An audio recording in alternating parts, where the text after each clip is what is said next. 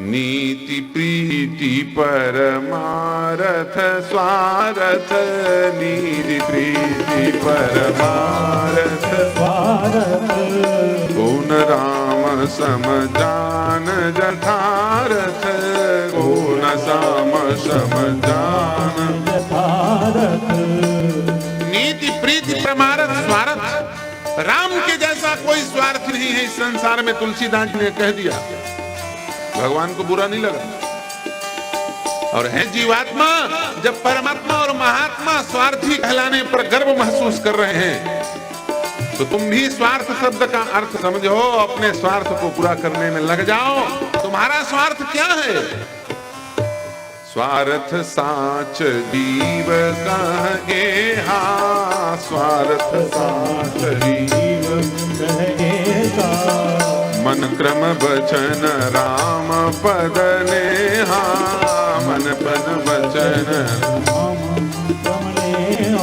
मन क्रम वचन राम पद नेहा। मन कर्म और वचन तीनों से भगवान के चरणों में प्रीति हो जाए, यही आपका और हमारा सबका सच्चा स्वार्थ है। इसीलिए हमको ये मनुष्य शरीर मिला है। इसके लिए यदि हम प्रयत्न नहीं कर रहे हैं, इसके सिवाय यदि अन्य वस्तुओं में हम अपनी बुद्धि लगा रहे हैं, तो हम आत्महत्या कर रहे हैं। इसलिए संसार के लोग जो स्वार्थी हैं वो दूसरे ढंग के स्वार्थी। वास्तविक स्वार्थी बन जाए तो क्या कहना, फिर तो साधु बन जाओगे जी, फिर तो महात्मा बन जाओगे, परमात्मा बन जाओगे। इस संसार में कोई किसी का संग नहीं, केवल भगवान हमारे संग हैं, संग देने वाले हैं।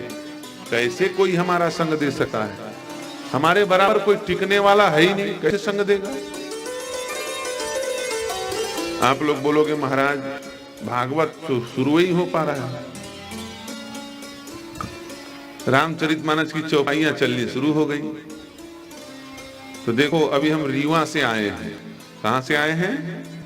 अब वहां सप्तदिवसीय श्री राम कथा चल रही थी, तभी रामचरितमानस का हमको बुखार चढ़ा हुआ है, इसलिए उस बुखार को उतारना जरूरी था, तो 2-4 चौपाई सुना दिए। अब भागवत जी का बुखार चढ़ेगा धीरे धीरे, ठीक है कि नहीं?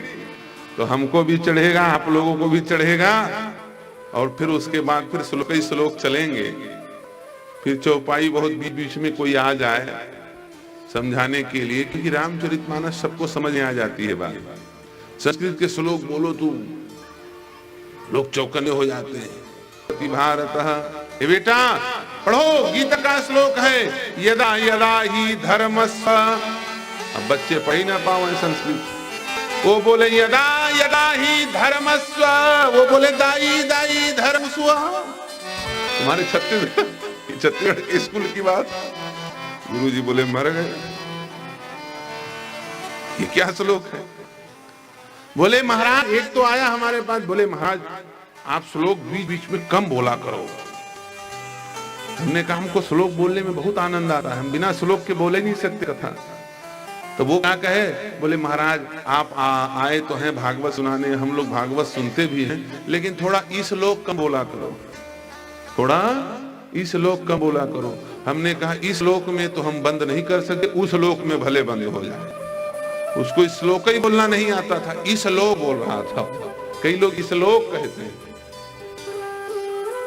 श्लोक देववाणी है, कठिन है, क्लिष्ट है, लेकिन जिस पर देवताओं की कृपा हो जाए उसके मुंह से वाग वैखरी शब्दहरी शास्त्र व्याख्यान कौशलम, उसके मुख से फिर ये निर्झरित होने लगती है, वैखरी वाणी प्रकट हो जाती है।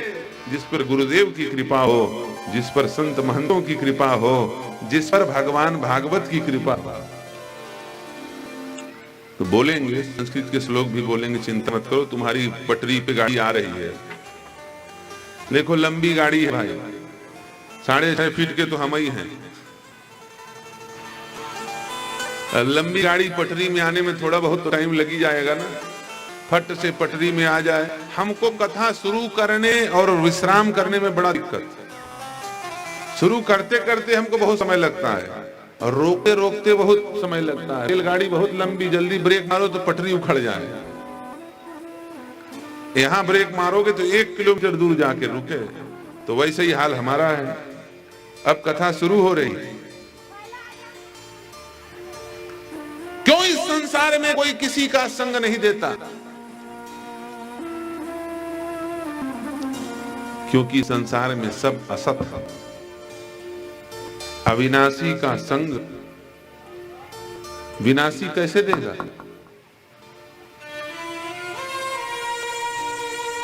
बिल्डिंग के दुकान में जाओ, लोहे वेल्डिंग किए जाते हैं, और कहो बोले मिस्त्री जी एक काम कीजिए, मैकेनिक जी। क्या?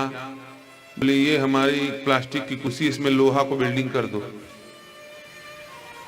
बताओ हो सकता है? नहीं हो सकता। कोई कहे बोले जहां कुर्सियां बनती हैं वहां जाके कहे बोले ये प्लास्टिक को लकड़ी से जोड़ दो। हो सकता है?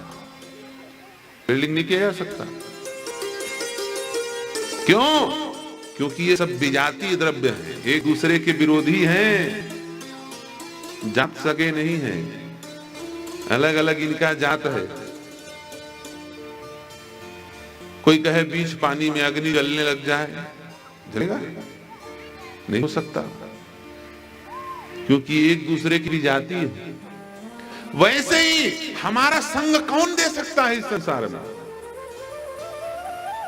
क्यों सब लोग हमसे स्वार्थ करके हमसे दूर हो जाते हैं? बिना स्वार्थ के हमारा संग देने वाला कोई क्यों नहीं आता? इसलिए नहीं आता कि वो सब असत हैं, हमारे संगी नहीं हैं। जीवात्मा के वो संगी नहीं है भैया। जीवात्मा के केवल दो संगी, कान खोल करके सुन लो। यदि इस संसार में जीवात्मा का कल्याण होगा तो या तो महात्मा के द्वारा होगा या तो परमात्मा के द्वारा, बाकी कोई संग देने वाला नहीं। बिना स्वार्थ के केवल महात्मा कल्याण करते हैं या तो परमात्मा।